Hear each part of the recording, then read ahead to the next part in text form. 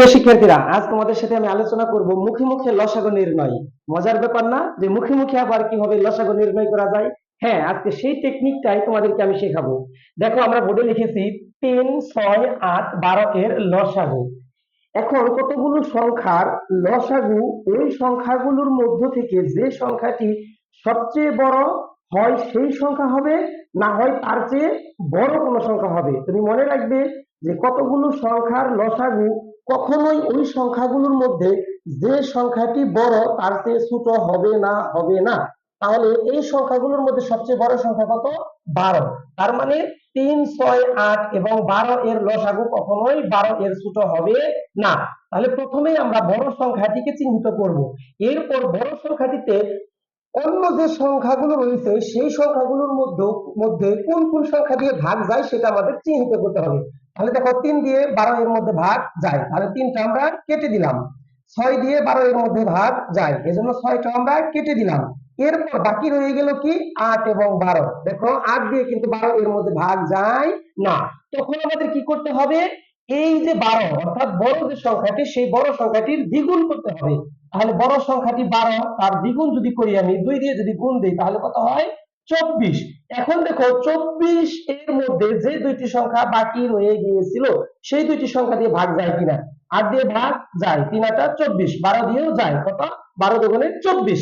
তার মানে 3, 6, 8 এবং 12 এর লসাগু হচ্ছে 24। যদি কোনো কারণে তুমি দেখতে এই 24 এর মধ্যেও ভাগ যাচ্ছে না, তখন কি করতে হতো?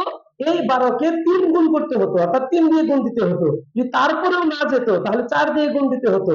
অর্থাৎ পর্যায়ক্রমে তোমাকে গুণ দিতেই হতো, এবং একটা সময় গিয়ে তুমি দেখতে যে সকল সংখ্যাগুলো দিয়েই ওই সংখ্যার মধ্যে ভাগ গিয়েছে।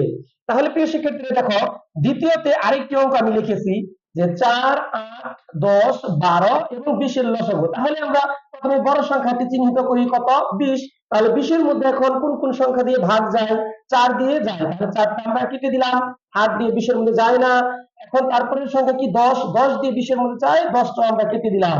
এরপর 12, 12 দিয়ে কিন্তু 20 এর মধ্যে ভাগ যায় না। তাহলে নিয়ম অনুযায়ী আমরা এই 20 এর কি করব? দ্বিগুণ করব, 2 দিয়ে গুণ। তাহলে 2 দিয়ে যদি আমরা গুণ করি তাহলে কত হয়?